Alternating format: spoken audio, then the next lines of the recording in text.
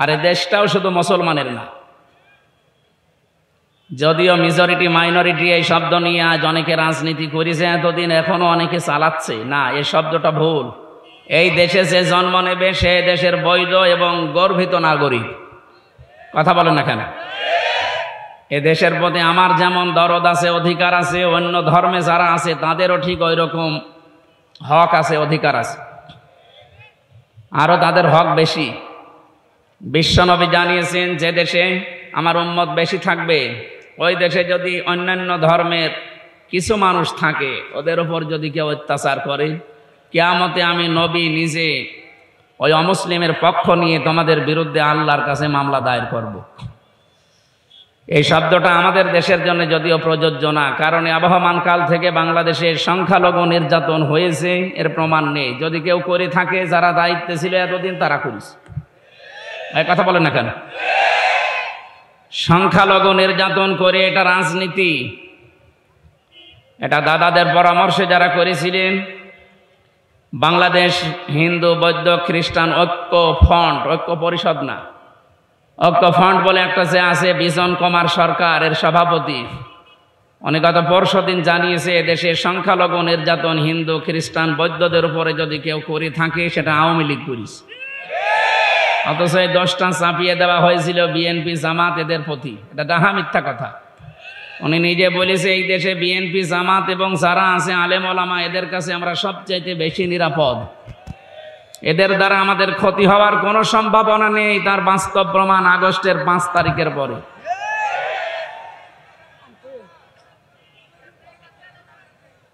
কে বলে? কিছুই করার নেই, হয় বসেন নাই বাড়ি চলে যান,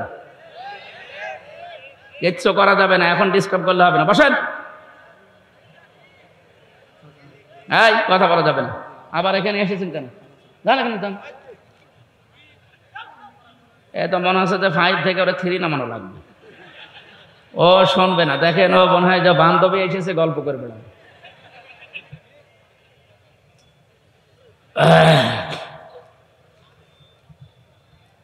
কিচ্ছু হয়নি এদেশে, যা হয়েছে বিচ্ছিন্ন ঘটনা। ওরা যদিও এই সমস্ত ইস্যু তৈরি করে আমাদের এ দেশটাকে অস্থিতিশীল পরিবেশ তৈরি করার পায় তারা চালাচ্ছে, বিশেষ করে যারা পালিয়ে গেছে তাদের বুদ্ধিমতো। আমরা এটা সফল হতে দেব না ইনশাআল্লাহ। ডক্টর মোহাম্মদ ইউনূস গতকাল এবং আজকে ধর্মীয় নেতা যারা বাংলাদেশে বিভিন্ন ধর্মের সবাইকে ডাক দিয়েছে যে মতামত দেন, আমরা এখন কি করব। সব দল মিলে ঐক্যবদ্ধ। এদেশে কোনো অস্থিতিশীল পরিবেশ তৈরি করতে দেওয়া যাবে না, তাহলে মোড়ল যারা আছে তারা কিন্তু সুযোগ পাবে। এই জন্য আপনারা অন্য ধর্মের যারা আছেন আপনাদের ধর্মীয় অনুষ্ঠান পালন করবেন। আমাদের ধর্মীয় কালচার যেটা, এটা আমাদের ধর্মীয় কালচার। আবহমান কাল থেকে এদেশে এটা হয়ে আসছে, এটা কিয়ামত পর্যন্ত চলবে। ওয়ানজালনা ইলাইকা যিকরা লিতুবায়্যিনা লিন-নাসি মা নুযিলা ইলাইহিম ওয়া লাআল্লাহুম ইয়াতাফাক্কারুন। সূরা নাহলের 44 নম্বর আয়াতের শেষের দিকে আছে, আল্লাহ পাক বলেন, হে নবী, এই কিতাব আপনার প্রতি আমি নাযিল করেছি, আপনি জীবিত মানুষদের সামনে ব্যাখ্যা করে শোনাবেন। কোন মানুষ? জবান খুলে বলবেন, কোন মানুষ? এই যে লিতুবায়্যিনা লিন-নাস, এখানে আরবি গ্রামার যারা জানে, আলেম যারা, লাম শব্দ ব্যবহার করা হয় 13টা অর্থে। প্রথম অর্থ হচ্ছে লাম ব্যবহার করা হবে আরবিতে জীবিত মানুষদের জন্য। অথচ দুর্ভাগ্যজনক হলেও সত্য, 96% মুসলমানের এই দেশে জীবিত মানুষদের সামনে কোরআনের ব্যাখ্যা বিশ্লেষণ করা বড় কঠিন হয়ে গিয়েছিল। বিশেষ করে 15.5 বছর এক কথা বলছে না কেন, কি অবস্থা বানিয়েছিল। 14 জায়গায় অনুমতি নেওয়া লাগবে, তারপরে অনুষ্ঠান হবে। সরাসরি বলে না যে না কোরআন দেশে চলবে না, কিন্তু যেন না চলে সেই ব্যবস্থা সব পাকাপোক্ত করেছিল। একজন নাকি তার বউকে খুব জোরে জোরে কিল দিত। একদিন বলছে, কি তুমি যেভাবে কিল মারো আমারে রাখবা না? কিলের ওজন দেখে টের পাও না? কিলের ওজন দেখে তো টের পাওয়া যায় যে তোমার রাখবো কিনা। ওরা সরাসরি 96% মুসলমানের দেশ তো বলে না যে না এদেশে কোরআন চলতে দেব না। যেন না চলে সে ব্যবস্থা সব করেছিল বিভিন্ন কায়দায়, একেবারে পাতি নেতা থেকে শুরু করে ডিসি পর্যন্ত। কি কথা বলেন না কেন? এমনকি ডিসি, এসপি, টিওনো, ওসি সবাই পারমিশন দিলেও অনেক জেলায় এমন মানুষও ছিল এ মানুষগুলো অনুমতি দিতে চাইতো না। আল্লাহ রাব্বুল আলামিন এমন ভাবে তাদেরকে ধরেছে, তাদের এই পাপের বোঝা পরিপূর্ণ হয়ে যাওয়ার কারণে। কারণ কোরআনে কারিমে বাধা দেয় কাফেররা। কারা? এটা নাজিল হওয়ার পর থেকে এটা চলছে। কাফেররা প্রথমেই বলেছে না সব চলতে দেওয়া যাবে, কোরআনের আলোচনা যেন মুহাম্মদ করতে না পারে, এ সিদ্ধান্ত কাফেরদের। আপনি হয়তো ওইভাবে বলেন না, কিন্তু সিস্টেম চালু করেছিলেন কাফেরদের মতোই। ১৫০০ বছর আগে কোরআনে কারিমে বাধা দিয়ে আবু জেহেল যদি কাফের হয়, তা আপনি কি বলেন? বলেন। অনেকে বলে হ্যাঁ আবু জেহেলের সাথে তুলনা দিচ্ছেন, আবু জেহেল আল্লাহকে মানতো। আরে ভাই, কাবা শরীফের সভাপতি ছিল, আপনি তো নওগাঁ মসজিদের সভাপতি, আপনাকে কেউ চেনেই না। আর আবু জেহেল কোন মসজিদের? কাবা শরীফের সভাপতিও। হাজিদের পানি পান করাতো ধান্দায়। কিসে? টাকা পয়সা কামাই করার জন্য হাজিদের খেদমত করতো ওর লোকজন দিয়ে।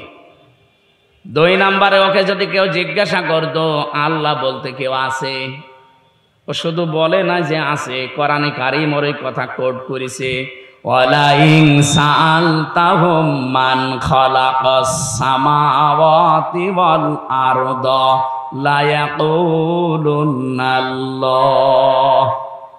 কয়েক জায়গায় আল্লাহ আয়াতটা দিয়ে জানিয়েছেন, হে নবী ওদেরকে যদি জিজ্ঞাসা করেন আসমান আর জমিন কে বানিয়েছে, লা ইয়াকুলুনাল্লাহ, লামে তাকিদ নুনে সাকিলা, আল্লাহ গ্যারান্টি দিয়ে বলছে আবু জেহেল ওই কথা বলতো যে আল্লাহ বানিয়েছে। কে বানিয়েছে? তাহলে আল্লাহ একজন আছে ও বিশ্বাস করতো না? কথা বলে না কেন? করতো মানে আমাদের মতো হালকা বিশ্বাস না। ওই দিন বদরের ময়দানে যাবে, ওই দিন বদরের যাওয়ার আগে কাবার গেলাম না। এখানে তো ডিস্টার্ব হচ্ছে ভাই, আমি আলোচনা বন্ধ করে দেবো, হবে না? না হয় আপনি করেন না, আমি চলে যাচ্ছি, কথা বলা যাবে না। আমি আর কি মারছি নাকি? আপনি একটা বিষয় বসবেন না, আপনি বসে আছেন কোন কারণে? না না না, বসা লাগবে ভাই, আপনি মাহফিল দিয়েছেন তাই কি? কেউ যেন না আসে আপনার কাছে, আর যে আসবে 1 ঘন্টা পরে আসবে না। আমি ডিস্টার্ব হলে কথা বোঝাতে পারি না ভাই, এটা আমার মনে হয় অপারগতা, কথা বলা যাবে না। আমি দুঃখ প্রকাশ করছি, কিন্তু কথা বলা যাবে না। যাই করেন কথা এখানে যেন না আসে। কিছু সূক্ষ্ম বিষয় সামনে আসবে, তো এই জন্য বারবার আমি মনোযোগে এই দিকে নিচ্ছি। এখানে বসবেন না, সকালবেলা বলবেন কি বলে গেল বুঝলাম না। আপনি বসবেন কি কারণ? তো গল্প করছিলেন।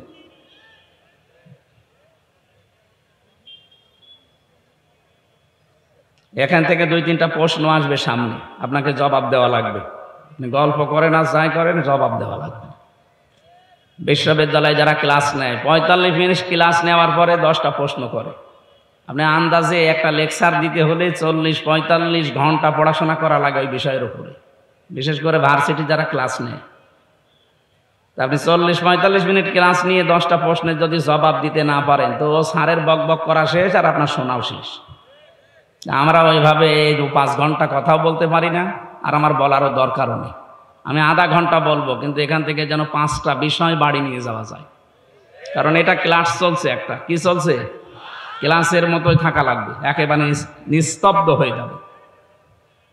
বলেন আবু জেহেলের উদাহরণটা দিলাম কেন? কাবার গেলাপ ধরে কাঁদছিল সকালবেলা, 17 রমজান মাসে সকালবেলা সবাই তাওয়াফ করছে কাবা শরীফ উলঙ্গ হয়ে, আরো নিজে যেয়ে কাবার গেলাপ, যেটা মুলতাজাম বলে, যেখানে দোয়া করলে কবুল হয়, ওই দরজার সামনে দাঁড়িয়ে বলছে কাবার মালিক তুমি আসো, আমি জানি আমি মুহাম্মদের বিরুদ্ধে যাচ্ছি অস্ত্র নিয়ে বদরের ময়দানে যুদ্ধ করার জন্য। সত্যের পক্ষে যে আছে তাকে তুমি বিজয় দিয়ে দিও। আবু জেহেলের দোয়া কবুল হয়ে গেছে। বলেন তো, ও যদি আল্লাহ একজন আছে বিশ্বাসী না করবে, ও কাবার গিলাফ ধরে কাঁদবে কোন কারণে? বলেন। এবার আমার প্রশ্ন তাহলে, আইন পাশ করে কোরআন নিষিদ্ধ করে দিল শুনতে কেন? কারণ ও খুব ভালো করে জানতো আমি যে ক্ষমতার চেয়ারে বসে আছি এদেশের প্রধানমন্ত্রী হয়ে, এটা একটা অবৈধ। ও ঠিক ভালো করে বুঝতো যে আমার চেয়ারের একটা পায়াও ঠিক না, সব নড়বড়ে পায়া। কিন্তু মোহাম্মদ যেটা কোরআন দিয়ে বোঝাতে চায় যে অধিকারগুলো মানুষের প্রচার করে যে এই অধিকার আমার আছে। আমার ভোট দেওয়ার অধিকার আছে না নেই? বলেন। হুয়া জিতাবাকুম ওয়া মা জাআলা আলাইকুম ফিদ্দীনি মিন হারাজ। সূরা হজের ৭৮ নম্বর আয়াতের মাঝের অংশে আছে আল্লাহ পাক বলেন, আমি তোমাদেরকে নির্বাচিত করি।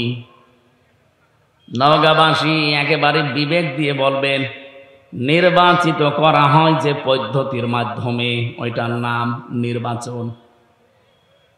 আমি বেশি বললাম? নির্বাচিত করা হয় যে কোনো বিষয়কে কিসের মাধ্যমে? বলেন বলেন। 15.5 বছর তো নির্বাচনই হয়নি, এটাকে মিথ্যা কথা? অথচ আজ 8-9 দিন দেখতে পাচ্ছি বাইরের বিভিন্ন দেশে শ্রীমপ্রীতি পাওয়ার জন্য মানুষের কাছে মিথ্যা তথ্য ছড়াচ্ছে যে আমি নির্বাচিত ছিলাম, আমাকে নির্বাসন দেওয়া হয়েছে। নির্বাসন আমরা দেয়নি, আপনি নিজে নির্বাসন বেছে নিয়েছেন। আর নির্বাচিত ছিলেন, এটা দাহা মিথ্যা কথা। এই 15.5 বছরে যে নির্বাচন হয়নি, কেউ যে নির্বাচিত ছিল না, এটা যদি ঘোড়া কেউ জিজ্ঞাসা করে, ঘোড়াও হাসবে। কথা বলেন না কেন? বলে এই মিথ্যা কথা আপনি ছড়িয়ে কি পেতে চান? বিশ্বের মডল কেন তামাম দুনিয়ার 257 রাষ্ট্র এক হয়ে গেলেও বাংলাদেশে এই জালেম আর আসতে পারবে না, কারণ আপনি নির্বাচিত ছিলেন না। এত বড় না মিথ্যা কথা বলেন কেন? নির্বাচনের আগে 154 জন আপনি ঘোষণা দিয়ে দিয়েছেন। কথা বলছেন না কেন? দিনের ভোট আপনি রাতে করে ফেলেছেন। নির্বাচন হইল কবে? আমার এই যে 33 বছর এখন বয়স, 18 বছর থেকে যদি শুরু করি 3 বার আমার ভোট দেওয়ার কথা, আমি তো একবারও দিতে পারলাম না। আপনাকে ভোট দিল কে? হয় আপনি নিজে নিজে দিয়ে নিয়েছেন। এক কথা বলছেন না কেন? আমার সাথে এক ওসি ছিল জেলখানা, আমি তো ফাঁসির কন্ডেম ছেলে ছিলাম। একদিন আমার এসে বলছে, হুজুর দেখেন তো আমার তওবার ধরনটা দেখেন তো কিভাবে করলেন। বলছে এই যে নির্বাচন গেল, এই নির্বাচন আমি বাইরে ছিলাম, রাত 12টার পর থেকে আমি ভোট কাটা আরম্ভ করলাম, ফজর পর্যন্ত বাক্স ভর্তি করে বিভিন্ন জায়গায় পাঠিয়ে দিলাম। ফজরের নামাজের আগে ওযু করলাম, গোসল করলাম, 2 রাকাত নামাজ পড়ে বললাম আস্তাগফিরুল্লাহ। আমারই তওবা কি হয়েছে? না, আপনি তো আর আল্লাহর কাছে দোষ করেননি যে আস্তাগফিরুল্লাহ পড়বেন, আপনি দোষ করেছেন হামজার কাছে। কারণ একটা এমপি বানাতে 2.5 থেকে 3 লাখ বা 3.5 লাখ 4 লাখ হামজা লাগে। কথা বলেন এখানে। আমাদের মতো মানুষের রায় নেবেন, ভোট নেবেন, এরপরে আপনি পাস করলে বলবেন আমি এমপি। তা আপনি তো একাই 3.5 লাখ সব শেষ করে ফেললেন, আর এখন আপনি আস্তাগফিরুল্লাহ পড়েন আল্লাহর কাছে। আপনি কি আল্লাহর কাছে দোষ করেছেন? আমার মতো 3.5 লাখ 4 লাখ হামজা যদি আপনাকে বলে ঠিক আছে যান ওসি সাহেব মাফ করে দিলাম, তাহলে আপনি মাপ পাবেন। 2 নম্বরে ভয়ঙ্কর বিষয়, আপনি যতদিন জেলে আছেন এই কয় বছরের ভেতরে অনেক হামজা মরে গেছে। কথা বলেন এখন, আপনি তাদের কাছে মাফ চাবেন কি করে? এই জন্য জালেমদেরকে 15.5 বছর টিকিয়ে রাখার জন্য যারা চেষ্টা চালিয়েছে তারাও জালেম।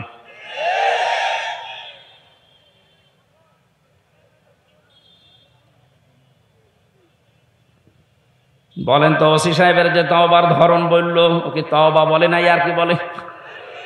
বাংলাদেশে বহু মানুষ এখন দেখছি আর কি মারছে। আরে ভাই তওবা হবে তো তার কাছে, অপরাধ হয়েছে যার কাছে।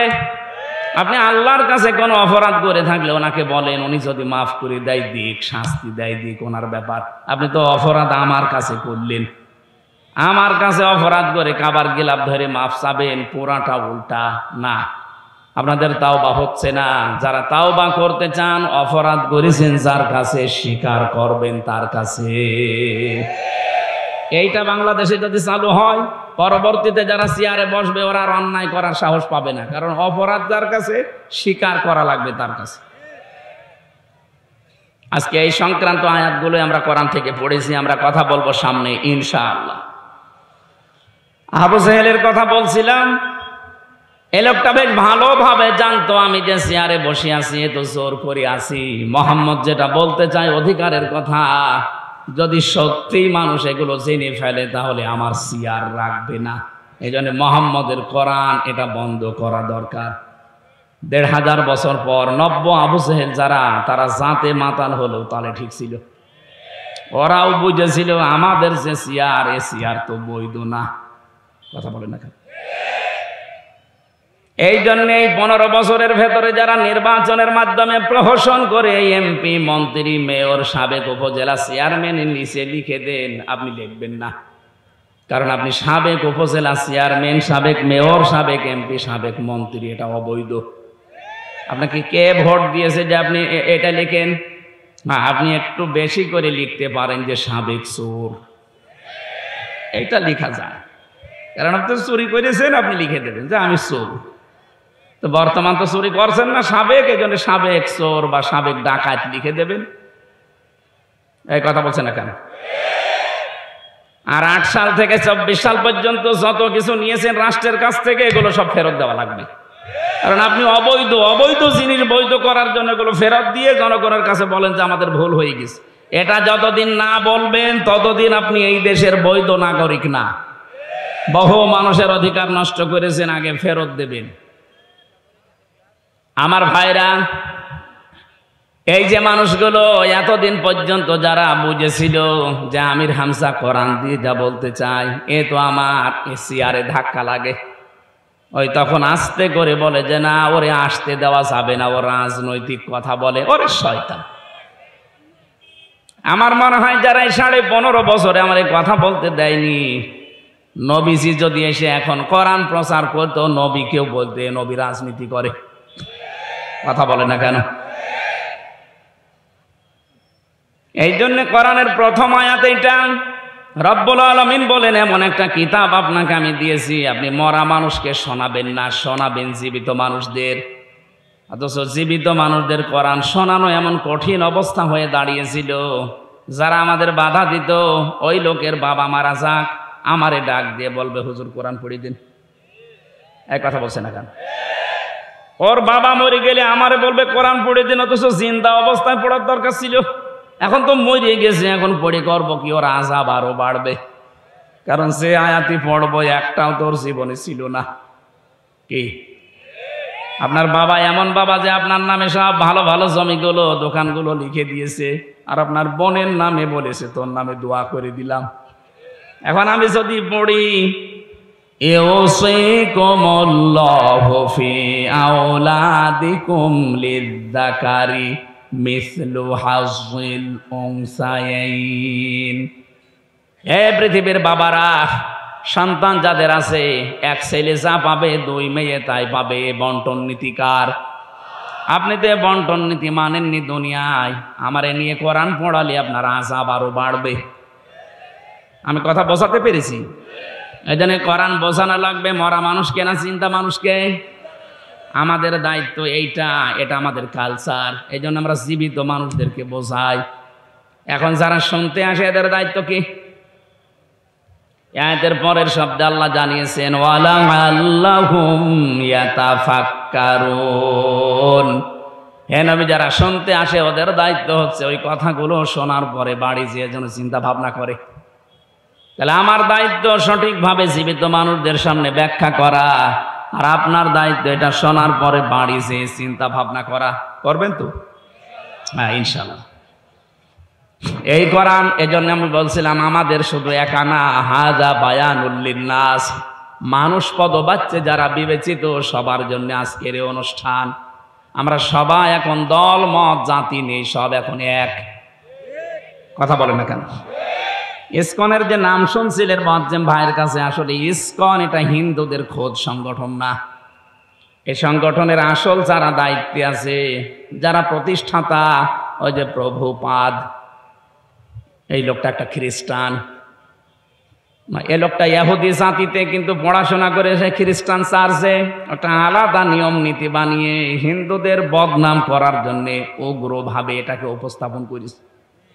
এই জন্য হিন্দুদের শুধু একা দোষ না, ওরা গরিব নিম্নবিত্তের যারা হিন্দু তাদেরকে বেছে নিয়েছে। সারা বিশ্বের 257টা রাষ্ট্রের 195টা দেশে ওদের কাজ চলছে।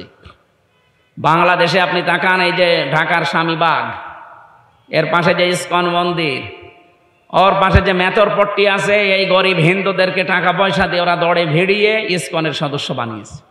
সিলেটের যারা চা বাগানে হিন্দু ধর্মের কাজ করে, যারা গরিব মানুষ, এই ছেলে মেয়েদেরকে ওরা কাজে লাগিয়েছে। ঠাকুরগাঁও পঞ্চগড়ের যারা গরিব মানুষ ওই পাথর তুলে খায়, তাদেরকে কাজে লাগিয়েছে। এই কথা বলে কে গো?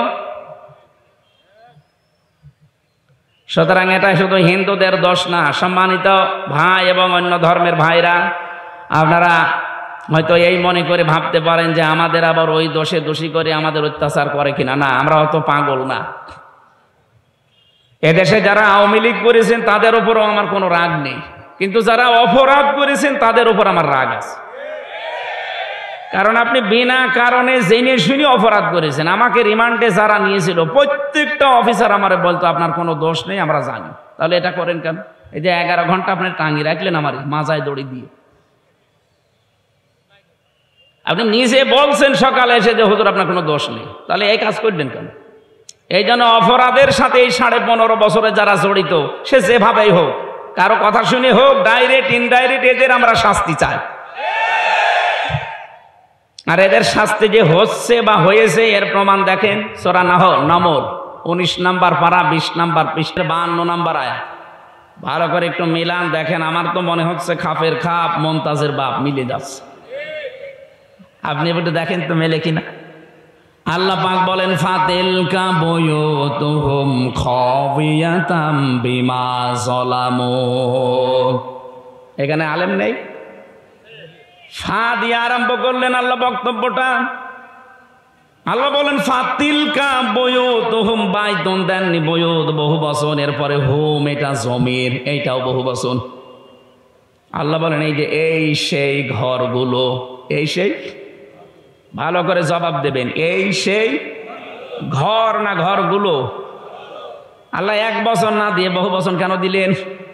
তার মানে জালেম একজন না, এদেশে জালেম আমার মনে হচ্ছে অনেক আছে। আল্লাহ বলেন এই সেই ঘরগুলো। কাদের ঘর? জালেমদের। কাদের? খাবিয়াতান, জনশূন্য করে দিয়েছি, পরিত্যক্ত বানিয়ে দিয়েছি। বিমা যালামু, তাদের জুলুমের কারণে। এই আয়াতটা যে কত বাস্তব এবং সত্য, এটা 2024-এর 5 আগস্টের বিকাল 5টায় আমি দেখে ফেলি। কুষ্টিয়ায় দেখেন হানিফের বাড়ি, বিকাল 5টা বাজতে বাজতে পায়খানার প্যান পর্যন্ত খুলে নিয়ে চলে গেছে। ইট তো নেই, প্যানও খুলে নিয়ে চলে গেছে। এখন হয়ে গেছে ওটা জাতীয় টয়লেট। মানুষজন যায় আর ওখানে পায়খানা প্রসাব করে। গত 3 দিন আগের পত্রিকা দেখেছেন ঢাকায় যে বাড়িটা, এত দামি বাড়ি, মানুষ অনেকে আবেগে যে চুমা খেত, অথচ এখন ওইটা গণ টয়লেট। মানুষ বিভিন্ন জন যাচ্ছে, একবারে 8 জন 10 জন করে বিভিন্ন দিকে ইঞ্জিন দিয়ে প্রসাব করছে। আপনি পেপারে দেখলেন। কাবা শরীফ তাওয়াফ করছিলাম একবার 16 সালে, 7 চক্কর দিলাম, বেশ ভালোই লাগছিল। হঠাৎ উপরে গেলাম, যে দেখি পেটে ব্যথা করছে। এক পুলিশকে ডাক দিয়ে বললাম, ইয়া সাদেক তাল, এদিকে আসেন। কি এতক্ষণ তো ভালোই লাগছিল, হঠাৎ আমার পেটে ব্যথা করছে, এখানে ফার্মেসি কোথায়? পুলিশ আমারে বলে, ইয়া হাজি ওল হজ্জাত আইনা বিলাদুকা, ও হাজি দেশ কোথায়? জি তুমিন বাংলাদেশ, বাংলাদেশ থেকে এসেছি। ওর ভাষা দিয়ে আমারে বলছে, হাজি আপনি জানেন না এটা কোন জায়গা? না তো, আবু জহেলের বাড়ি। আপনি এখনো পায়খানা না করে দাঁড়িয়ে আছেন? তাড়াতাড়ি করেন। পায়খানা করে দেখে আমার পেটের ব্যথা ভালো হয়ে গেছে। আল্লাহ যেন আমাকে জানাতে চাচ্ছে, হামজা এত টাকা খরচ করে আসলে আর শয়তানের মুখে পায়খানা না করে চলে যাবা, তাড়াতাড়ি করো। আমার তো মনে হচ্ছে এই 15.5 বছরে জুলুমের যে মাত্রা, আমি তো কিছুটা টের পেয়েছি। কি জুলুম করেছে বলেন তো? এই যে গুম খুন আর আয়না ঘর দিয়ে কত মানুষকে আমি পেয়েছি ওই মাটির নিচে। আমিও 10 দিন ছিলাম, দেখেছি 2 বছর 5 বছর 7 বছর 8 বছর 10 বছর 14 বছরের মানুষ নাকি ওখানে আছে। মুফতি ফখরুল সাহেব আমার সাথে ছিল, মাঝে মাঝে আমার এসে বলতো, হামজা কি করে তোমার সাথে আমি জানি না। তো আবার আমার এই যে পায়ের ভেতর দিয়ে এভাবে হাত দিয়েছে, এইভাবে সামনে যে লোহার ব্যারিকেড দেওয়া আছে ওর সাথে হাত হ্যান্ডকাপ দিয়ে আটকিয়ে দিয়েছে, আবার টান দিলে কেটে যায়, খুব ধার ওইটাই, নড়াচড়াও করতে পারি না। 24 ঘন্টা এভাবে 1-2 মিনিট না, বছরের পর বছর আমি এভাবে বসে আছি।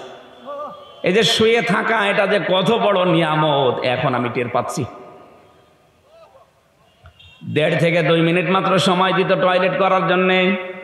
সকালে কয়েকটা পচা ছোলা দিত, দুপুর বেলায় 1 মুঠ ভাত দিত, তাও মনে হচ্ছে কেউ মাখিয়ে দিয়েছে। এত বড় বড় নখ হয়ে গেছে কারো কারো, চুল দাড়ি গোপ দেখলে মনে হচ্ছে জঙ্গল থেকে বেরিয়ে আসতেছে। এত কঠিন পরিস্থিতি, আমি তো তাও কঠিন জায়গায় ছিলাম না, আমি তো নর্মাল জায়গায়। শুনেছি এর চাইতেও ভয়ঙ্কর জায়গা ওর ভেতরে আরো আছে, বিশাল সুড়ঙ্গ করে, তাও এটা ডিবি অফিসে। আর যেটা মিলিটারিরা চালায়, যেটা আর্মিরা, ওটা আরো কঠিন। ওখানে কেউ 8 বছর 10 বছর 14 বছর পড়ে আছে, কেউ দুনিয়ায় জানেই না। এই নখ দিয়ে দেওয়ালের সাথে খসিয়ে খসিয়ে লিখে রাখে কাটা কাটা অক্ষরে যে ভাই কেউ যদি বাইরে যেতে পারেন এই নাম্বারটা জানাবেন যে আমি বেঁচে আছি।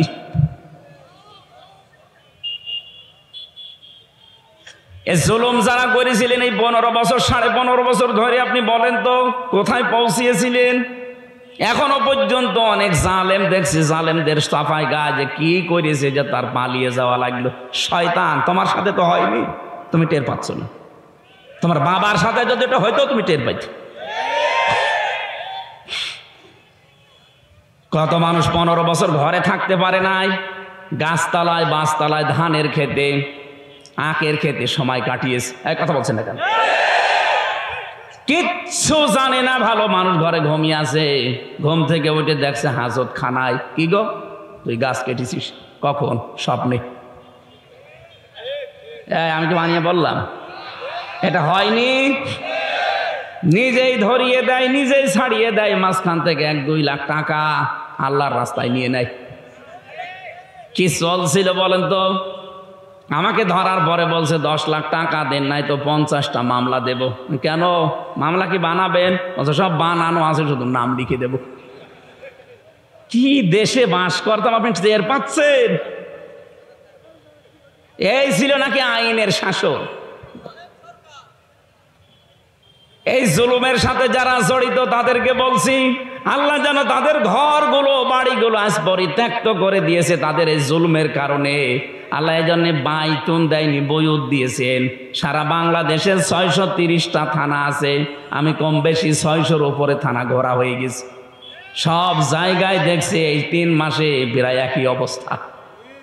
কুষ্টিয়ার হানিফের বাড়ি তো নিজে বললাম, কয়েকদিন আগে দিনাজপুরে গিয়েছিলাম, কি দাপট ছিল তার বাড়ি পর্যন্ত এখন পায়খানা হয়ে গেছে। ভূত জিনও যায় না, ভয় না গেলে আবার প্রসাব করে কিনা।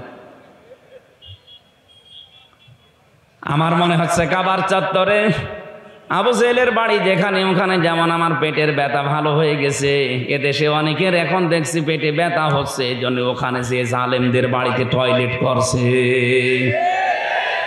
তাহলে এখানে আমাদের শিক্ষা কি? এর পরের শব্দে আল্লাহ এটা দিয়েছেন, ইন্না ফি যালিকা লায়াতাল লিকাউমিন ইয়ালামুন। রাব্বুল আলামিন বলেন এখানে লামে তাকিদ আছে, যারা আরবি জানে তাদেরকে জিজ্ঞাসা করেন কত কঠিন শব্দ এটা। ইন্না ফি যালিকা লায়াতান, অবশ্যই এর ভেতরে শিক্ষা আছে, নিদর্শন আছে। কাদের জন্য? লিকাউমি ইয়ালামুন, যারা জ্ঞানী মানুষ। তাহলে আমাদের এখান থেকে নেওয়া লাগবে আজকে, আগামীতে যারা যাবে তারা যেন জালেম না হয়। যদি জালেম হয় তাদের বাড়ি ঘরও কিন্তু এরকম ওজাড় গৃহ হয়ে যাবে। এই জন্য যারা যাবেন আমরা নিষেধ করছি না, যে যাবেন যান, কিন্তু জুলুম করবেন না। জালেমদের 15 বছরের শিকড় যদি আল্লাহ কেটে দিতে পারে, আপনি তো এখনো জানিনি, এখনই অনেকে জুলুম আরম্ভ করেছে। 5 তারিখের পর থেকে দেখতে পাচ্ছি অনেকে এখনো বিভিন্ন জিনিসে হাত মারছে, কেউ বাজারে, কেউ নৌকা ঘাটে, কেউ গরুর হাটে, এক কথা বলছেন এখন, কেউ চাঁদাবাজি আরম্ভ করে দিয়েছেন, এখনো থালা পাননি হাতে, পেলে কি করবেন? এজন্য সাবধান, ওরা অত্যাচার করেছে, ওরা এজন্য জালেম। আপনিও যদি শুরু করেন আপনিও তো জালেম, তো ওদের ভেতর আর আপনার ভেতরে পার্থক্য কি? যেন এমন আচরণ, এমন চরিত্র তৈরি করা লাগবে যেন ওদের সাথে না মেলে। কারণ মান তাশাব্বাহা বিকওমিন ফাহুয়া মিনহুম, যার সাথে আপনার চরিত্র মেলবে কিয়ামতে তার সাথে উঠবেন। 15.5 বছরে জুলুম করে, চুরি করে, টাকা পয়সা পাচার করে ওরা যে অপরাধ করেছে, আপনিও যদি ওইটা করেন কিয়ামতে ওর সাথে উঠলে আপনার আর কি উঠতে চান ওদের সাথে? আপনি কি এই দরবেশ সালমান রহমানের সাথে উঠতে চান? কি নমো, দাড়ি কেটে নমো হয়ে গেছে, পৃথিবীর ইতিহাস পাল্টিয়ে ফেলেছে লোকটা। 7টা ব্যাংক থেকে 36,000 কোটি টাকাও মারিং কাটিং করেছে। ইসলামী ব্যাংকটা ধ্বংস করে দিয়েছে এস আলমের মাধ্যমে। 75,000 কোটি টাকা এখান থেকে সরিয়েছে। নিজে একটা ব্যাংক বানাতে পারেন না, মানুষের টাকা পয়সা দিয়ে তৈরি করা, সেইটা নিয়ে পোদ্দারি করেন আপনি। মানুষ এটা জানোয়ার বললেও জানোয়ারের মনে হয় বিবেক আবার দেয়, আমারে জানোয়ার বলেন। জালেমরা পৃথিবীতে আল্লাহর সৃষ্টি জগতে নিকৃষ্ট। ইন্না শাররাদ দাওয়াবি ইনদাল্লাহিস সুম্মুল বুকুমুল্লাযীনা লা ইয়াকিলুন। সূরা আনফাল 9 নম্বর পারা 18 নম্বর পৃষ্ঠার এটা 11 নম্বর লাইনের 22 নম্বর আয়াত। এটা তাফসিরে ইবনে কাসিরে আছে। আল্লাহ পাক বলেন পৃথিবীতে সবচাইতে ঘৃণিত আমার কাছে সৃষ্টি জগতে ওই লোকটা যে তার বিবেককে কাজে লাগায় না। আরে 15.5 বছরে যাই হয়েছে বিবেক কাজে লাগেনি। বিবেক কাজে লাগলে একটা আলেমকে এভাবে 11 ঘন্টা টাঙিয়ে রাখতে পারে? বলেন। এটা তো আমার নিজেরটা বললাম, বাকিগুলো মামুনুল হককে দেখেননি? এরকম চেয়ারে যেত আদালতে, মাজাটাই শেষ করে দিয়েছে। মুফতি ফখরুল ভাই আমার মনে হয় আর সারা জীবন এভাবে কাঠ চাট হয়ে হতে পারবে না। মাজা এই জায়গায় হাড়টাই বাঁকা হয়ে গেছে। ইমাম মালিকের জীবনী পড়েছিলাম, ওনার হাত বেঁধে রেখেছিল 41 দিন একাধারে, শুধু টয়লেট আর খাবারের সময় খুলে দিত। এই জন্য ওনার হাত এই হাড় থেকে ডিসকানেক্ট হয়ে গিয়েছিল। বহু আলেমের ওখানে আমি দেখেছি যারা আজ 22 বছর, যারা আজ 14 বছর, যারা আজ 10 বছর 12 বছর পড়ে আছে। এত কষ্ট ভেতরে আলেমদেরকে ওরা দিয়েছে। আমি তো হালকা পেয়েছি, আমার চাইতে আরো বেশি পেয়েছে অনেকে। তাদের শরীরে যে বিভিন্ন জিনিস নড়বড়ে হয়ে গেছে। এই জুলুমগুলো যারা করেছিলেন, এখন যদি কেউ সামনে এরকম করার চিন্তা ভাবনা করেন, এদের এত বড় শিকড় যদি আল্লাহ কেটে দিতে পারে, আপনি তো কিছুই না। কথা বলে না কেন? ওদের শিকড় কত নিচে ছিল দেখেছেন? দারোয়ান থেকে শুরু করে একেবারে সংসদ পর্যন্ত সব ওদের সাজানো লোক। এক কথা বলছেন না কেন? সব ওদের সাজানো, সব ওদের বানানো, এরপরও টিকতে পারল না। আর আপনার তো এখনো সাজানো কিছুই হয়নি, আন্দাজে মুখ জোর করছেন। এই জন্য চরিত্র ঠিক করবেন। ওদের মতো চাঁদাবাজি যদি করেন আপনার বাড়িও টয়লেট হবে। কথা বুঝতেছেন? ওদের মতো মিথ্যা মামলা যদি দেন আপনার বাড়িও এরকম পরিত্যক্ত হয়ে যাবে। গতকালকে কুমিল্লাতে একটা সমাবেশ ছিল। সর্বশেষ যিনি বক্তব্য দিলেন আমি দেখলাম আজকে পেপারে, সর্বশেষ বক্তব্য দিয়েছেন যিনি আমিরে জামাত। এরপরে যিনি সভাপতি ঘোষণা দিলেন মাইকে যে আজকের এই অনুষ্ঠানে 8টা মোবাইল আর একটা টাকা ভর্তি মানি ব্যাগ পাওয়া গেছে। যার হয় সে প্রমাণ দিয়ে নিয়ে যান। এ পৃথিবীর ইতিহাসে এইটাই মনে হয় প্রথম। আপনি বলেন তো বাংলাদেশের কোন সমাবেশ শেষ হওয়ার পরে এইটা বলতে পারে যে এখানে 8টা মোবাইল আর একটা মানি ব্যাগ ভর্তি টাকা পাওয়া গেছে? বলেন। এইরকম মানুষ যদি দুনিয়াতে, এইরকম চরিত্রের মানুষ যদি আমরা তৈরি করতে পারি, আল্লাহর কসম এদেরকে রাষ্ট্র দিয়ে দিলে এরা খাবে না। আর যদি ওই দরবেশের মতো মানুষকে দেন, ও খেয়ে একেবারে ধড় করে ফেলবে। খাবে তো খাবে, শেষে বাঁচার জন্য দাড়ি পর্যন্ত পোষ দেবে। পরে জিজ্ঞাসা করেছে আপনি এরকম নাফরমানি করলেন কি করে, দাড়ি রাখা সুন্নত আপনি কেটে ফেললেন। ও আবার ফতোয়া দিয়েছে, ওই দাড়ি রাখা সুন্নত, জান বাঁচানো ফরজ। আমি দাড়ি কেটে সুন্নত ফেলে দিয়ে ফরজ আমি চেষ্টা করছিলাম বাঁচার, কিন্তু পারলাম না। নৌকা আমারে ধরিয়ে দিল, নৌকা ধরিয়ে দিয়েছে। তাহলে আজকে আয়াতের ভেতরে যে শিক্ষাটা প্রথম পেলাম, জালেমদের আচরণ যেন আমরা দুনিয়ায় না করি। তাহলে আমাদের বাড়ি ঘরও দেখা যাচ্ছে 10-15 বছর পরে পরিত্যক্ত টয়লেট হয়ে যাবে। আল্লাহ আমাদেরকে হেফাজত করেন, বলেন আমিন। কোরআনে কারিম থেকে সূরা হাক্কাতের 4-5টা আয়াত পড়েছি কিয়ামত সংক্রান্ত, কারণ মানুষের চরিত্র সংশোধনের জন্য আখিরাত ভিত্তিক জীবনের বিকল্প নেই। এটা যদি আপনার ভেতরে তৈরি না হয়, কখনো আপনারা দেখতে মনে হবে বিশাল দরবেশের মতো, কিন্তু চরিত্র খারাপ। আর আপনার দেখতে শুনতে যাই হোক, ভেতরে যদি হযরত ওমরের মতো জবাবদিহিতার ভয় থাকে, আপনি দেখতে ভালো না হলেও আপনি একটা জান্নাতি মানুষ। খলিফাতুল মুসলিমিন হযরত ওমর রাদিয়াল্লাহু তাআলা আনহু, এই যে আখিরাতের ভয়টা কি, জবাব দেওয়া লাগবে এটা কি, উনি বুঝিয়েছেন ওনার জীবনে। এই কথা বলছেন কেন?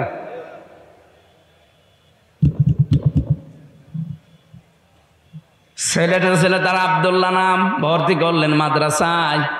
হযরতে আলী ওই সময় দেশের প্রধান বিচারপতি, তিনিও ছেলে দিলেন মক্তব মাদ্রাসায়। হযরতে হোসাইন টেবিল থেকে কলম ফেলে দিয়ে বারবার বলছে, হোসাইন এই তুলে দাও, তুলে দাও। 3 বার তুলে দিলেন। প্রেসিডেন্টের ছেলে তো উনি রেগে গেছে, বলছে হোসাইন বারবার কলম ফেলে দাও আর আমারে তুলতে বলো, আমি কি চাকর তোমার খাদেম নাকি? হযরত হোসাইন বললেন, আব্দুল্লাহ তুমি শুধু খাদেম না, খাদেমের বাচ্চা খাদেম। যেই বলেছে খাদেমের বাচ্চা, উনি রেগে গেছে। না এ কথা বললেন, বাবার কাছে যাও। বাড়িতে যে বলছে, আব্বা আমি আর পড়বো না। কেন? আমাকে গালি দিয়েছে ক্লাসে, শুধু আমাকেই না তোমাকে পর্যন্ত গালি দিয়েছে। ছোট করো, ছোট করেছে, আমারে বলেছে আমি নাকি খাদেমের বাচ্চা, খাদেম। তুমি যদি বিচার না করো হোসাইনের, আমি ও মাদ্রাসায় আর যাব না। ঠিক আছে, জমার দিন হবে। খুতবা দিচ্ছিলেন তিনি মসজিদে নববীতে। জমার নামাজের সময় আলোচনা বন্ধ করে দিয়ে বললেন, হোসাইন বলে কি, এদিকে আসো। কি হয়েছে? তুমি ক্লাস ভর্তি ছাত্রদের সামনে আমার ছেলেকে খাদেমের বাচ্চা, খাদেম বলে গালি দিয়েছো। হ্যাঁ দিয়েছি। কেন দিলে? ইমাম হোসাইন বলে, খলিফা বুকে হাত দিয়ে বলেন তো, আপনি কি আমার নানার খাদেম ছিলেন না? হযরত হোসাইনের কথা শোনার পর হযরতে ওমরের বাকরুদ্ধ হয়ে গেছে, আর কথা বলতে পারে না। তাই তো আমি তো এইভাবে ভাবি না। তুমি যেটা বললে এটা কি লিখে দিতে পারবা? নিয়ে আসেন কাগজ কলম, নিয়ে আসেন। খেজুরের পাতা নিয়ে এসেছে, লিখে দিলেন, ওমর আমার নানার খাদেম ছিল, আমি দেখেছি। ইতি হোসাইন ইবনে আলী। সই করে দিলাম, যান। কাগজটা হাতে নিয়ে হযরতে ওমর চমা খেলেন, ডাক দিয়ে বলেন, নবীর সাহাবীরা বিচার হয়ে গেছে। ছোট মানুষ সন্তান আব্দুল্লাহ তো বোঝে না, বলে আব্বা তুমি তো বিচার শুরুই করলে না, হয়ে গেল কি করে? হযরত ওমর বলে, সন্তান যে বিচার করেছি শুধু দুনিয়া না, আখিরাতেও কাজে লাগবে। আমি যখন মারা যাব এই কাগজটা আমার কাফনের ভেতরে দিয়ে দিও। মরণের পরে আল্লাহ পাক যেদিন আমাকে তুলবে হিসাবের জন্য, কিছুই যদি আমার কবুল না হয়, ভালো না লাগে, কাগজটা দেখাবো। রব্বুল আলামিন কাগজটার দিকে তাকাও, তোমার নবীর নাতি লিখে দিয়েছে আমি নাকি নবীর খাদেম ছিলাম। এই ওসিলায় হলে আজকে তুমি আমারে মাফ করে দাও। হিসাবটা শুধু সারা জীবন শুনেছি যে হিসাব, দুদুকে ধরলে আপনি পাগল হয়ে যান। তাও তো তাদেরকে ঘোষ ঘাস দিয়ে উল্টা পাল্টা করা যায়, কিন্তু আল্লাহর দুদুক আল্লাহ পাক যদি ধরেন হিসাবের জন্য, 1 গ্লাস পানির জবাব দিতে পারবেন না। এই জন্য মানুষের জীবন পরিচ্ছন্ন হওয়ার জন্য, পবিত্র করার জন্য আখিরাত ভিত্তিক জীবনের বিকল্প নেই। আল্লাহ ওই কথাগুলো শক্তভাবে আমাদেরকে আজকে জানাচ্ছেন, খুব ভালো করে খেয়াল করবেন। সূরা হাক্কাত, কোন সূরা? বলেন বলেন। হাক্কা শব্দের শাব্দিক অর্থ কি? কোরআনে কারিমে সূরা হাক্কাত কে আমার আল্লাহ অবশ্যম্ভাবী ঘটনা এই শব্দ দিয়ে আরম্ভ করেছেন। আল হাক্কাতু মাল হাক্কা, অবশ্যম্ভাবী ঘটনা। কি সেই অবশ্যম্ভাবী ঘটনা? আল্লাহ যেন নিজেই এবার প্রশ্ন দিচ্ছেন, মা আদরাকা মাল হাক্কা, হে নবী আপনি কি জানেন কি সেই ঘটনা?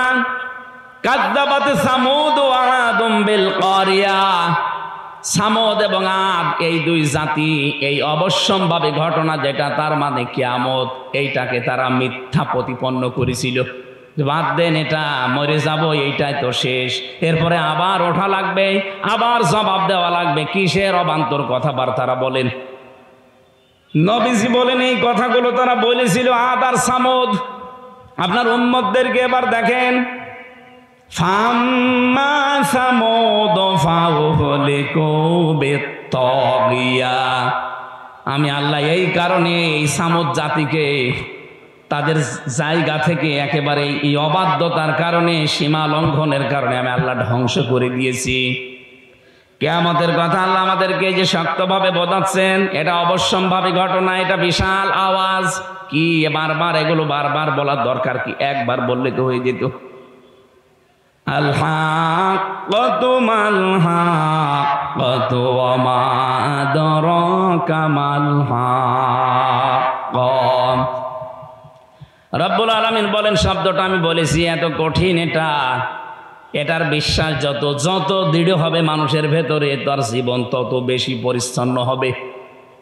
আপনি আজকে থেকে আরম্ভ করেন যে আমাকে কিন্তু জবাব দেওয়া লাগবে একজনের সামনে দাঁড়িয়ে, আর এমন জনের সামনে আমি দাঁড়াবো উনি আমার আগে পেছে সামনে সব কিছুই জানেন।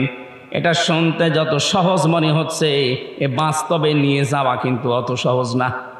আপনি নিয়ে যান একটা ছবি তৈরি করে, এভাবে সাজান যে আমি কিন্তু এখন সত্যি শেষ, আমারে দাঁড়ানো লাগবে। আল্লাহর সামনে যদি সত্যি আমি এখন দাঁড়িয়ে পড়ি, আমার যা জীবন, আমার কি সত্যি জবাব দেওয়ার মতো কায়দা আছে? কোরআনে কারীম জানিয়েছে আল্লাহ যে বিচার ব্যবস্থা তৈরি করবে, আল্লাহর বিচার ব্যবস্থায় কোন রকমের অবিচার বলতে কিছু না। আপনারা জবাব দিচ্ছেন না। আল্লাহর বিচারে কোনো অবিচার? আরো জোরে বলেন, আল্লাহর বিচারে ন্যায় বিচার না। না, ভালো করে শুনবেন, আমি তো এই জন্য বলছি কান লাগান। আল্লাহর বিচারে যেমন অবিচার নেই, আল্লাহর বিচারে ন্যায় বিচার যদি করে আপনি বাঁচবেন না। ন্যায় বিচার করলে কেউ জান্নাত যাবে না। অবিচার তো নেই, ন্যায় বিচার করলেও জান্নাত পাবেন না। পাবেন কি করে? আল্লাহ পাক যদি কাউকে নিজের ইচ্ছায় ক্ষমা করে দেয়, ওই লোকটাই শুধু জান্নাত পাবে। এই জন্য নবীজি প্রতিদিন 99 থেকে 100 বার করে তিনি পড়তেন, আল্লাহুম্মা হাসিবনি হিসাবা ইয়াসিরা, আল্লাহ তুমি যাই করো অন্তত আমার হিসাবটা সহজ করে দিও। এটা যত বেশি আপনার কাছে পরিষ্কার লাগবে, যত বেশি পরিচ্ছন্ন মনে হবে যে না এরকম একটা সামনে আসতেছে, আপনার দ্বারা তত অন্যায় কাজ ছেড়ে দেওয়া সহজ হবে। এটা তো নিজের ব্যাপার, আমি না খেয়ে মরবো কিন্তু আমি অবৈধ জায়গায় হাত বাড়াবো না। আমার চোখ দিয়ে যেটা নিষেধ দেখা আমি দেখবো না। 14 জন নারী বাদ দিয়ে পৃথিবীর কোন নারীর দিকে লোলুপ দৃষ্টিতে তাকানো জায়েজ নেই। কয়জন বলেন বলেন? 1 নম্বরে আপনার মা, 2 নম্বরে আপনার আপন মেয়ে, 3 নম্বরে আপনার আপন ফুফু, 4 নম্বরে আপনার আপন খালা, এরপরে আপনার ভাইয়ের মেয়ে, বোনের মেয়ে, আপনগুলো, এরপর আপনার পুত্রবধূ। 14 জনের নাম আমি তাফসিরে পেয়েছি। এদের সাথে দেখা করা যায় যাচ্ছে, কিন্তু তাদের মুখমণ্ডল, হাতের কবজি আর পায়ের পাতা এগুলো খোলা রাখা এই 14 জন মহিলার জায়েজ আছে আমার সামনে। প্রথমে কার? মা। বলেন না কেন? এরপরে ফুফু, এই যে অনেকে পাতানো ফুফু আছে, ও ধর্মের ফুফু, ধর্ম খালা, এসব বাদ দিন। পথে ঘাটে কাউকে দেখলে বলে খালা, খালার একটা মেয়ে আছে এই কারণে খালা বলছে, ওর উদ্দেশ্য ভালো না। খালা হওয়া লাগবে আপন মায়ের বোন। কথা বুঝতেছেন? এই 14 জন বাদ দিয়ে পৃথিবীর কোন নারী যদি সামনে পড়ে যায়, সঙ্গে সঙ্গে কোরআন বলছে চোখ নামাবা। আমি এটা বানালাম না? সূরা নূর 18 নম্বর পারা 12 নম্বর পৃষ্ঠা 7 নম্বর লাইনের 30 নম্বর আয়াতে আছে, কুল্লিল মুমিনিনা ইয়াগুদ্দু মিন আবসারিহিম ওয়া ইয়াহফাযু ফুরুজাহুম যালিকা আযকা লাহুম ইন্নাল্লাহা খাবীরুম বিমা ইয়াসনাউন। বলেন আল্লাহু আকবার। আল্লাহ পাক বলেন, হে নবী মুমিন পুরুষদেরকে আপনি বলেন, এই মানুষগুলোর সামনে যদি কোনো মহিলা পড়ে যায়, পরনারী মানে 14 জন বাদ দিয়ে, সঙ্গে সঙ্গে যেন তারা চোখ নিম্নগামী করে এবং লজ্জাস্থানের হেফাজত করে। এটাই তাদের জন্য পবিত্র পন্থা। এখানে বাংলাদেশে না, এই জায়গায় বহু পুরুষ মানুষ বসে আছে, বিবাহিত মানুষ, যাদের নিজের বউ ভালো লাগে না, অথচ অন্যের বউ রসগোল্লা লাগে। দেখছেন বলছে ঠিক। এই রোগটা শয়তান তৈরি করে ওয়াসওয়াসার মাধ্যমে। এবার আসেন তো, এই রোগের ঔষধ কি? আপনার নিজের স্ত্রীর ভেতরে আল্লাহ যা দিয়েছে, এইটা বাদ দিয়ে আপনি যে ভাবির সাথে, প্রতিবেশীর স্ত্রীর সাথে লাইন করেছেন, ওর ভেতরে কি অন্য কিছু বেশি আছে? আপনি কি মনে করেন যে না, তার 5-6টা আছে? তার ভেতরে যা আপনার স্ত্রীকে আল্লাহ তাই দিয়েছে, অথচ নিজের স্ত্রীর প্রতি কোনো আকর্ষণ নেই, ভালোবাসা নেই, মন থাকে না, শুধু মন টেনে চলে যায় ভাবির দিকে। এরকম রোগে কারা আছেন একটু হাত তোলেন তো। আমার মনে হয় এই এলাকায় সব ওয়াজ করা ঠিক না, এরকম আল্লাহর ওলি বসে আছে। এরকম রোগের রোগী দেশে নেই। কথা বলে না কেন?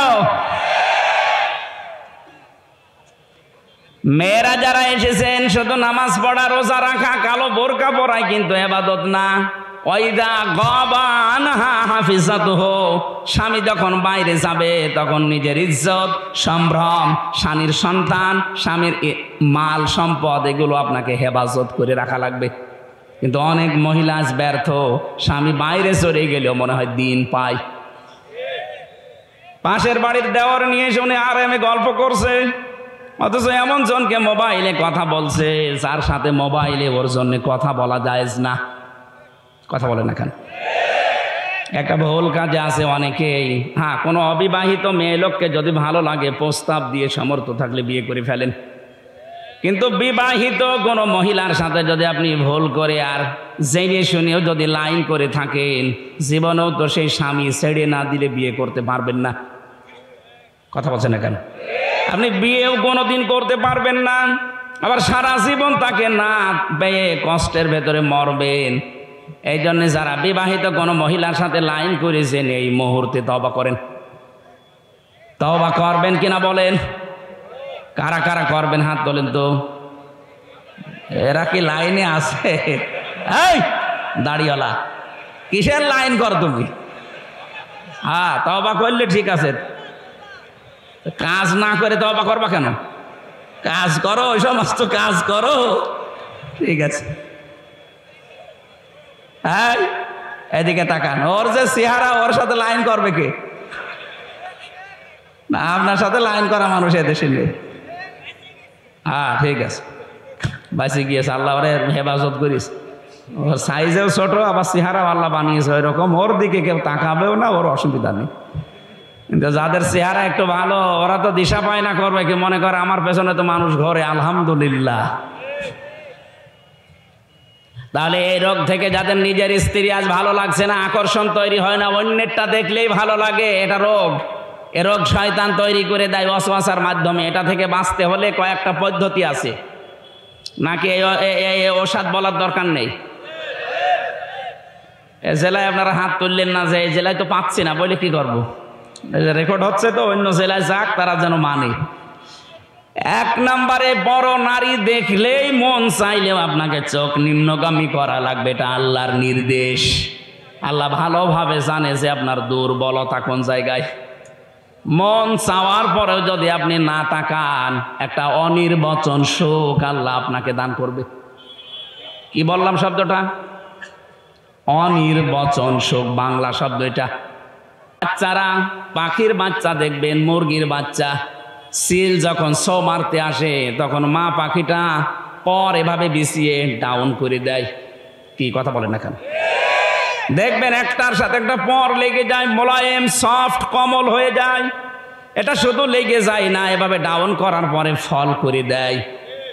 আল্লাহ কোরআনে কারিমে উদাহরণটা সূরা বানি ইসরাইলের 23 নম্বর আয়াতে দিয়েছেন, ওয়াখফিজ লাহুমা জানাহাদ-দুল্লি মিনার রাহমা। হে দুনিয়ার মানুষ, যারা সন্তান হয়ে গেছো তারা তোমার মা বাবার কাছে এভাবে হাতটা বিছিয়ে দাও। এখানে আল্লাহ যদিও জানাহন দিয়েছেন, ডানা।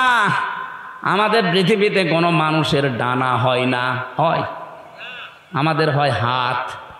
হাতের আরবি শব্দ ডানা না, হাতের আরবি শব্দ জানাহন না, হাতের আরবি শব্দ ইয়াদুন, আদুদা, আইন দোয়া দাল। আল্লাহ আদুদাও দেয়নি, ইয়াদুনও দেয়নি, দিয়েছে জানাহন। কেন? আমাদের তো ডানা নেই, ডানা হয় পাখির। কার? পাখির ডানা হাওলাত করে আল্লাহ আমাদের লাগিয়ে দিলেন কেন? কারণ পাখির যে ডানা, এর ভেতরে নরম কিছু পাওয়া যায়। এই যে পরগুলো পাবেন, পালক, এত সফট, এত কোমল, এত মোলায়েম, একটার সাথে আর একটা লাগবে। এর নিচে যখন বাচ্চারা আশ্রয় নেবে, এই পলকের নিচে দেখবেন ছোট ছোট কুয়াগুলো আছে, এত নরম। এটা একটার সাথে আর একটা লাগার কারণে নিচ দিয়ে যেগুলো ঝরে যায়, ওই বাচ্চাগুলো নিচে যাওয়ার পরে ওদের মাথায়, ওদের চোখে, বিভিন্ন জায়গায় যখন লাগে একটা আলাদা শান্তি। ওই সময় তারা কিচির মিচির করে। ওইটার বাংলা শব্দ হচ্ছে অনির্বচন সুখ। আল্লাহ এখানে বোঝাতে চেয়েছেন, ও হামজা, দুনিয়ায় তোমার মা বাবা যতদিন বেঁচে আছে, তোমার হাতটা খরচের হাত বলো, সেবার হাত বলো, এমন কায়দায় মা বাবার সামনে বিছিয়ে ধরবা, অন্তত তারা যেন মনে করে আমার হামজা থাকতে আমাদের আর কোনো চিন্তা নেই। বলেন সুবহানাল্লাহ। নওগাঁবাসী বিবেক দিয়ে বলেন তো, আমাদের মা বাবা কি আমাদের ওপরে ভরসা করতে পারছে? না। আজ অধিকাংশ মা বাবা সন্তানের ওপরে ভরসা করতে পারে না। মনে করে সন্তান বিয়ে দিলে আমাকে পর করে দেবে, হয় আমাকে আলাদা করে দেবে, নাই বৃদ্ধাশ্রমে দিয়ে দেবে। কথা বলেন না কেন? এটা মনে করার কারণ হচ্ছে, আজ অধিকাংশ পরিবারের সন্তানও কিন্তু চায় না যে মা বাবাকে আমি আলাদা করে দেই, বৃদ্ধাশ্রমে রেখে আসি, বাড়ি থেকে তাড়িয়ে দেই না। কোনো সন্তান দুনিয়া এটা চায় না, কিন্তু বাধ্য হয় বোর কারণে। আসতে বলেন। সম্মানিত মা বোন যারা এসেছেন, এই জন্য বলছে শুধু নামাজ পড়া, রোজা রাখা, গালো বোরকা পরা ইবাদত না। আপনি স্বামীর মা বাবাকে নিজের মা বাবার মতো আচরণ করবেন, এইটাও ইবাদত।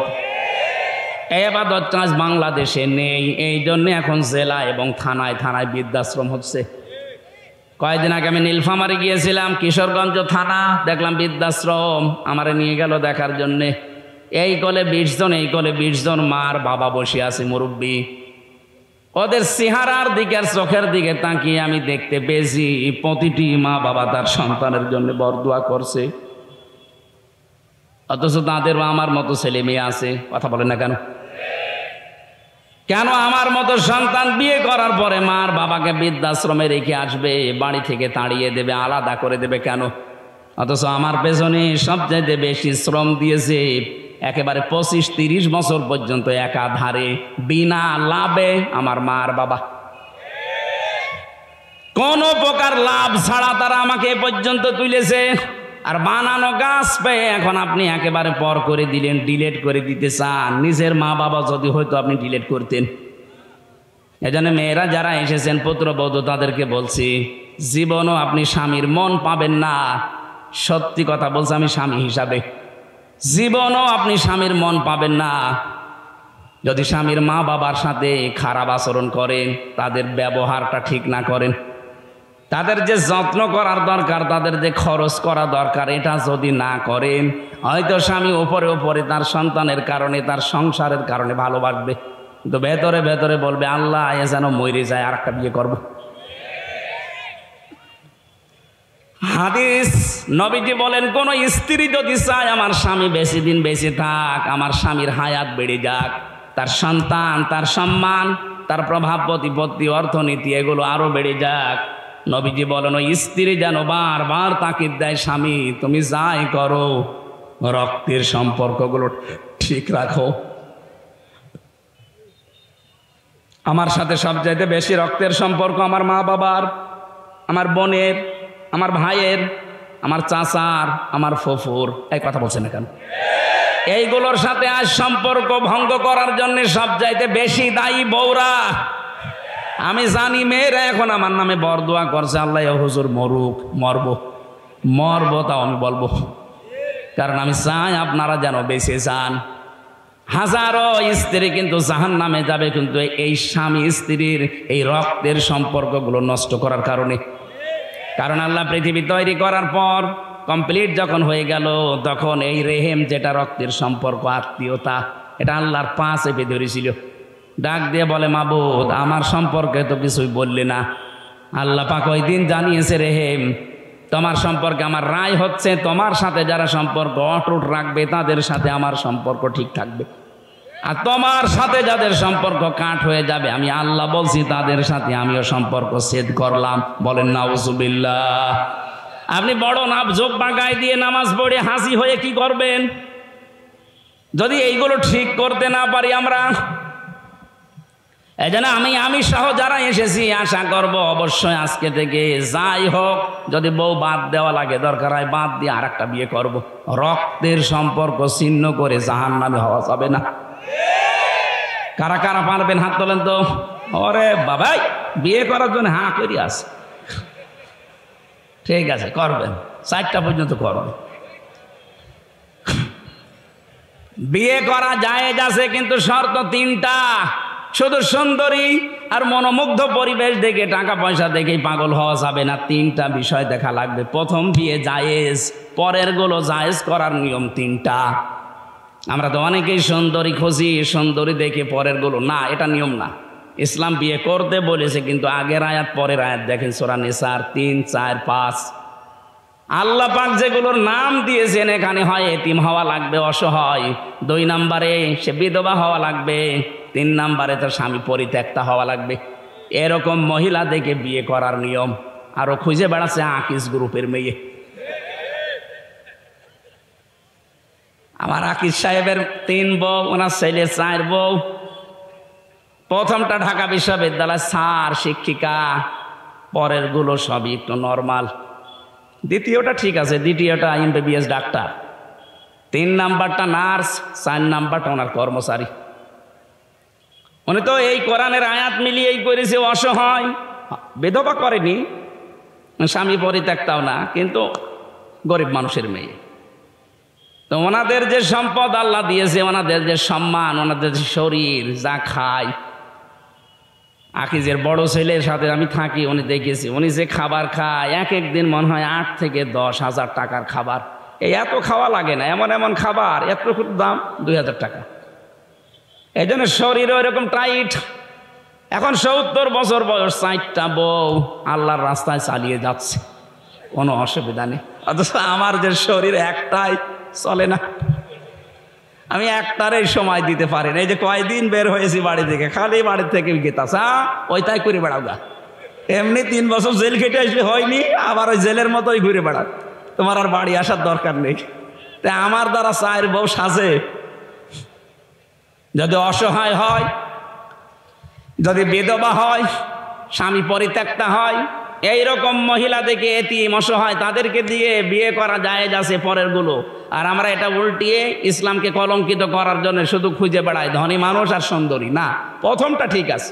প্রথমটা আমি মনে হয় এটা বোঝাতে পেরেছি। আয়াতটা নিয়ে অনেকের অভিযোগ আছে, 4 বিয়ে করতে বলে। আমার রিমান্ডে বলছিল এক অফিসার, মুসলমান, আপনার আকিজের ছেলে 4 বিয়ে করেছে, তাহলে আমার বউকে বলবো 4 স্বামী ধরতে? আমরা ধরতে বলে, আপনার বউ যদি 4 স্বামী ধরে, যদি ছেলে হয়, কোন কোন বাপের পরিচয় দেবে? বলছে DNA টেস্ট করে পরীক্ষা করে দরকার বলবে যে অমুক বাপের ছেলে। কত বড় শয়তান! এক মহিলার যদি 4 স্বামী হয়, সন্তান হলে কাড়াকাড়ি হবে না? এ বলবে আমি হাফ বাবা, ও বলবে আমি ফুল বাবা, ও বলবে আমি 3 ভাগের 1 ভাগ বাবা। আর একজনের যদি 4 স্ত্রী হয়, সন্তান যদি 1 বছরে 4টা করে হয়, বাবা কয়টা?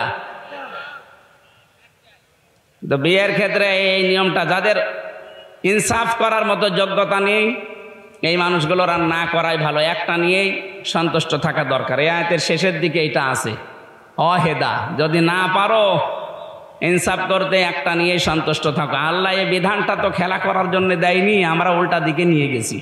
আমরা সুন্দরী আর মুখমণ্ডল অথবা টাকা পয়সা এগুলো খুঁজতে চাই, অথচ প্রথমটা বিয়ে করার পরে পরেরগুলো কয়টা শর্ত বললাম? হয় বিধবা হওয়া লাগবে, অথবা স্বামী পরিত্যক্ত হওয়া লাগবে, মানে স্বামী মরে গেছে, স্বামী ছেড়ে দিয়েছে, অথবা এতিম অসহায় মিসকিন। এইরকম মানুষগুলোকে দেখে আপনি সমাজে যেন বিশৃঙ্খলা বা জেনা ছড়িয়ে না পড়ে, এই জন্য আপনাকে আশ্রয় দেওয়ার জন্য বিয়ে করার নিয়ম। আমি যেটা বলছিলাম, সম্মানিত মা বোনেরা, আপনাদেরকে আমি অনেক ভালোবাসি, চাই আপনি বেঁচে যান। এই জন্য আগামী থেকে দুনিয়া যেহেতু থাকার জায়গা না, আপনিও যাবেন, আমিও চলে যাব। 100 বছর পরে এখানে যারা আছি একজনও থাকবো না। কথা বলেন না কেন? বলেন তো, 100 বছর পরে যদি কেউ এই নওগাঁর, এই যে কি কান্দি যেন দেখলাম, এই গ্রামে এসে যদি বলে এই বাড়ি আমার, ওখানে যারা বসবাস করবে সত্যি করে বলেন আপনাকে উঠতে দেবে? 100 বছর পরে আপনি ঘুরে এসে দেখেন আপনাকে উঠতে দেবে না? বলবে কে আপনি? আপনি যদি বলেন এই বাড়ি আমি বানিয়েছিলাম 2 তলা, বলবে ইয়া কি মারেন, থাকার জায়গা হচ্ছে না বলে ভণ্ডামি করেন, যান মসজিদের বারান্দায় রাত্রে গিয়ে থাকেন, সকালে ফুটে পড়েন। এইটা দুনিয়া, এটা কি? এইটুকুর জন্য আপনি কার অধিকার নষ্ট করছেন হিসাব করেন। আপনি তো বাবার অধিকার নষ্ট করবেন না, মায়ের অধিকার, স্ত্রীর অধিকার, সন্তানের হক আদায় করবেন। এই কারণে যেন এইটা দিয়ে আখেরাত তৈরি হয়। আমাদের আসল টার্গেট কি? আখেরাত। বলেন বলেন। আল্লাহ রাব্বুল আলামিন বলেন এই যে জবাব দেওয়া লাগবে, হিসাব দেওয়া লাগবে, এটা যারা অস্বীকার করেছিল এই মানুষগুলোকে এই সীমা লঙ্ঘনের কারণে এমন পর্যায়ে আমি পৌঁছিয়েছি। আপনি তাকান, বিচারের যে সিস্টেম আমি তুলে এনেছিলাম কোরআন দিয়ে, প্রথমে আল্লাহ বিচার সাজাবে আপনাকে দিয়ে একা একা। অকুল্লুহুম আতিহি ইয়াউমাল কিয়ামাতি ফারদা। কিয়ামতের সর্বপ্রথম আল্লাহ বিচারের রায় দেবে আপনাকে একা ডাক দিয়ে। কয়জন করি? দ্বিতীয় নম্বরে ডাকবে হচ্ছে ইয়াউমা নাদউ কুল্লা উনাসিম বিইমামিহিম, আপনার নেতার সাথে ডাকবে। 3 নম্বরে এবার সবার সামনে ডাকবে। ওই যে বিচার ব্যবস্থায় বললাম আল্লাহ কোনো অবিচার করেন না, ন্যায় বিচার করলে কেউ বাঁচবে না, জান্নাতে যেতে পারবে না। হ্যাঁ, যদি উনি মাফ করে দেয়, এইটাই পদ্ধতি। এই পদ্ধতিটা তাফসিরে পড়েছি। আল্লাহ যদি আমাকে মাফ করতে চায়, ঘিরে ফেলবেন ময়দানে মহাশারে, একটা কুদরতি চাদর দিয়ে সবার চক্ষু থেকে আড়াল করে আমাকে ঘিরে ফেলবেন। ডাক দিয়ে বলবে এটা করেছিলি, এইটা করেছিলি, সবগুলো আমার চোখের সামনে ভিডিও ক্লিপ আকারে উনি দেখাবে, বলবে এই যে দেখ এটা করেছিলি। অস্বীকার করার কিচ্ছু নেই, বাধ্য হয়ে মাথা নিচু করে বলা লাগবে আল্লাহ আমার ভুল হয়ে গেছে। আল্লাহ পাক বলেন যখনই বান্দা এ কথা বলবে আমার রহমতের জরিয়ায় জোশ পয়দা হবে, শেষে বলবো যা আজকে ধরে আমি গোপনে মাফ করে দিলাম। এইটা দরকার জীবনে, এইটা যদি আমাদের জীবনে এসে যায়, আমাদের জীবন সাকসেস। ফামান যুহজিহানিন নারি ওয়া উদখিলাল জান্নাতা ফাকাদ ফাজ ওমাল হায়াতুদ দুনিয়া ইল্লা মাতাউল গুরুর। সূরা আলে ইমরান 4 নম্বর পারা 13 নম্বর পৃষ্ঠার 12 নম্বর লাইনের 85 নম্বর আয়াতের শেষের দিকে আছে 185। আল্লাহ পাক বলেন জীবনের হার জিত মানুষ বোঝে না, আসল মানুষের হার জিতের জীবন ওইটা যাকে কিয়ামতে আমি আল্লাহ মাফ করে দিয়ে বলবো যা জান্নাতে চলে যা, এই লোকটার জীবনই সফল। এরকম একটা জীবন তৈরি করার জন্য আখিরাত ভিত্তিক গঠন করার তৌফিক আল্লাহ যেন দান করেন, বলেন আমিন। আল্লাহুম্মা আমিন। লা ইলাহা ইল্লা আনতা সুবহানাকা ইন্নী কুনতু মিনাজ জালিমিন। রব্বুল আলামিন, 2 দিন ব্যাপী তাফসীর মাহফিলে নওগাঁর এই মাটিতে বসে আমরা দোয়া করছি। সারাটা জীবন অপরাধ করে জীবনটা আমরা নষ্ট করে ফেলেছি। আল্লাহ আমাদের গুনার দিকে তাকিও না, তোমার রহমতের দিকে তাকাও, জিন্দেগীর গুনাহগুলো মাফ করে দাও। লা ইলাহা ইল্লা আনতা সুবহানাকা ইন্নী কুনতু মিনাজ জালিমিন। আল্লাহ তাআলা এই আঞ্জাম দিয়েছে যারা এই বিশাল আয়োজনে, এদের অর্থনৈতিক যে অভাব আছে দূর করে দাও। কিয়ামতে জবাবদিহিতা তৈরি করা লাগবে এরকম আচরণ, এরকম পরিবেশ আমাদের জীবনে এনে দাও রব্বুল আলামিন। মা বাপ যাদের নেই কবরে আছে এদেরকে ক্ষমা করো। কত মানুষ আমরা হাত তুলেছি, আমাদের অনেকের আপনজন হারিয়ে গেছে, আমরাও একদিন হয়তো হারিয়ে যাব। এভাবে আমাদের সন্তানেরা আমাদের জন্য দোয়া করবে। রব্বুল আলামিন তাদের দোয়াগুলো আমাদের পাঠিয়ে মানিয়ে দিও আল্লাহ।